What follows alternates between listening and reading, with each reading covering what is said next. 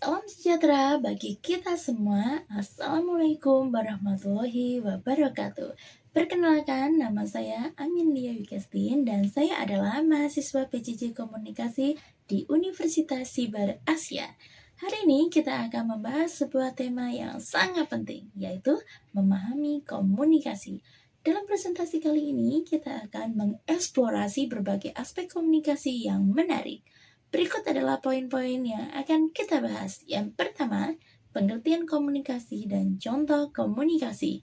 Dan yang kedua, pesan komunikasi yang terdiri dari pesan verbal dan non-verbal. Dan fungsi pesan non-verbal, pengaruh komunikasi non-verbal dalam pembelajaran jarak jauh atau PJJ. Dan yang ketiga, komunikasi yang baik dan efektif. Apa definisi komunikasi yang baik dan efektif? Lalu kapan dan mengapa kita membutuhkannya? Dan apa saja tantangan dalam menciptakan komunikasi yang efektif?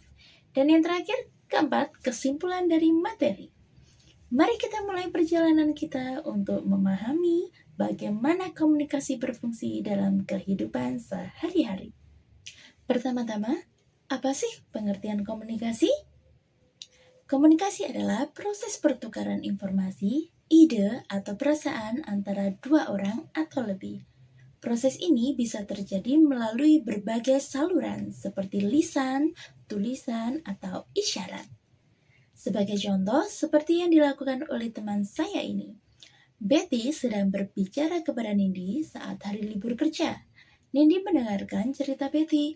Kemudian Nindi memberi pertanyaan dan tanggapan tentang cerita Betty yang dia ceritakan kepadanya. Ini adalah momen komunikasi yang nyata. Berikut ini contoh videonya.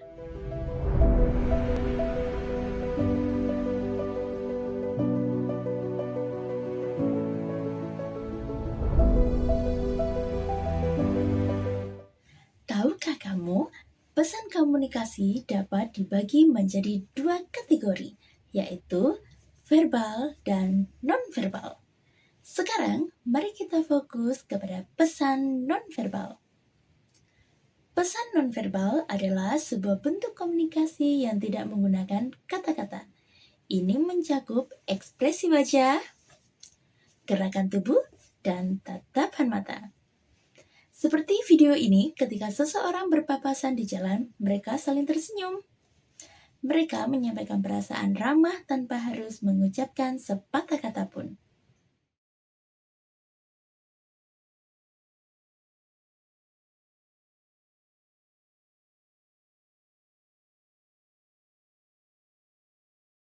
Pesan nonverbal memiliki fungsi yang sangat penting dalam berkomunikasi.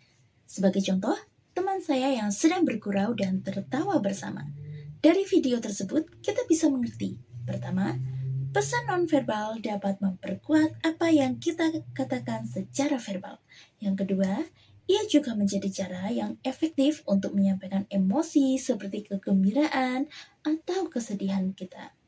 Terakhir, pesan nonverbal mencerminkan keterbukaan dan ketertarikan terhadap orang lain, membuat komunikasi menjadi lebih hangat dan bermakna. Sedangkan dalam konteks pembelajaran jarak jauh, komunikasi nonverbal juga memiliki peran yang signifikan. Meskipun kita tidak pernah bertemu secara fisik, kita masih bisa menggunakan ekspresi wajah dan gerakan tangan untuk berinteraksi. Ini meningkatkan suasana belajar dan membantu memperjelas materi. Contohnya seperti yang saya lakukan saat ini, memberikan penjelasan melalui video. Selain itu, pesan nonverbal yang baik seperti menggunakan kamera untuk menunjukkan ekspresi dan menjaga postur yang terbuka sangat membantu dalam proses PJJ. Sebagai tambahan, proses PJJ bagi pekerja migran seperti saya sangat bermanfaat, yaitu fleksibilitas waktu dan tempat, akses ke pendidikan lebih mudah, pengembangan keterampilan, menambah jaringan sosial, pembelajaran berkelanjutan, biaya yang lebih rendah, dan masih banyak lagi. Pada bagian akhir, mari kita bahas apa yang disebut dengan komunikasi yang baik dan efektif.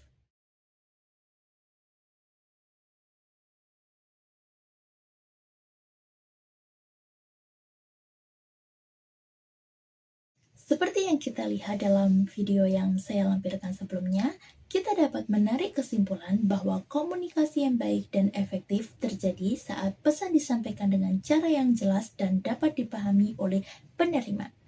Ini menunjukkan betapa pentingnya cara kita berkomunikasi untuk memastikan bahwa makna yang ingin kita sampaikan benar-benar tertransfer dengan baik. Kita membutuhkan komunikasi yang baik dan efektif di berbagai konteks, seperti tempat kerja dan dalam hubungan pribadi. Namun, menciptakan komunikasi yang efektif bukanlah hal yang mudah. Beberapa tantangan utama yang dapat muncul meliputi perbedaan budaya, kekurangan keterampilan mendengarkan, dan cara penyampaian pesan yang tidak jelas. Semua ini dapat menyebabkan komunikasi berubah menjadi pertikaian atau kesalahpahaman.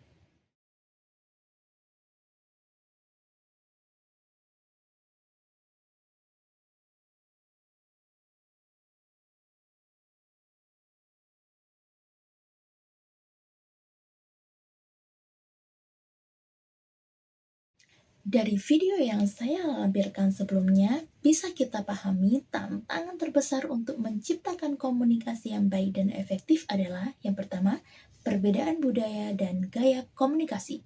Cara orang berkomunikasi bisa berbeda sehingga mempengaruhi pemahaman dan bisa menimbulkan pertengkaran. Dan yang kedua, kurangnya keterampilan mendengarkan. Banyak orang berfokus pada apa yang ingin mereka katakan, bukan berusaha memahami pendapat orang lain.